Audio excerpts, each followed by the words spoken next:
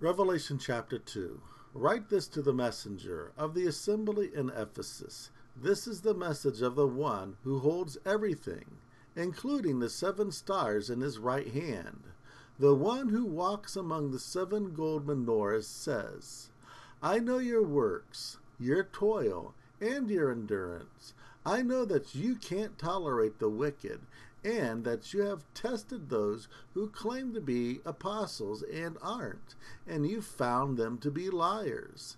You've persevered and endured burdens because of my name, and haven't grown weary. Yet I have something against you. You have forsaken the love you had at first. So remember the height you have fallen from, and make amends.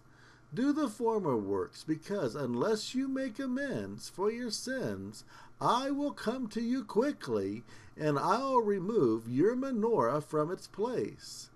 But you have this in your favor. You hate the works of the Nicolaitans that I also hate. To anyone listening, listen to what the Spirit says to the assemblies. To anyone who is victorious, I'll give fruit to eat from the tree of life that is in the paradise of Eloah. To the messenger of the assembly of Smyrna write, the first and the last, the one who was dead and now lives says, I know your works and your suffering and your poverty, but you are rich despite the blasphemy coming from those who say they are Jews but aren't. They are from the cabal of Satan. Don't fear the things you are to suffer. Look, the accuser will throw some of you into prison to test you, and you will undergo tribulation for 10 days. But be faithful until death, and I will give you the crown of life. To anyone listening, listen to what the Spirit says to the assemblies.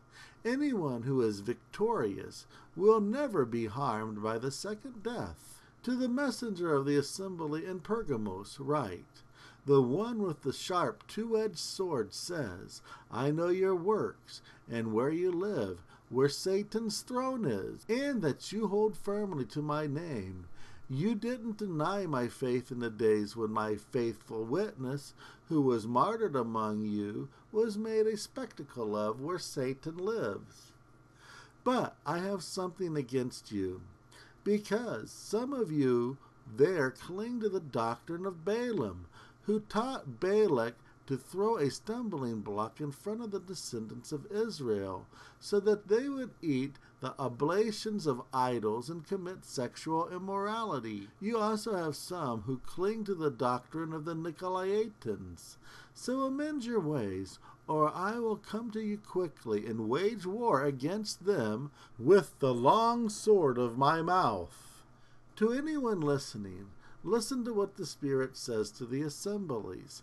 I'll give anyone who is victorious some hidden manna to eat, and I will give a white stone with a new name written on it that no one knows except for the person who receives it. To the messenger of the assembly of Thyatira write, Eloah's son, who has eyes like flames of fire and feet like burnished brass, says, I know your works, love, faith, service, and endurance, and that your latter works exceed the first. But I have a complaint against you. You tolerate the woman Jezebel, who calls herself a prophetess.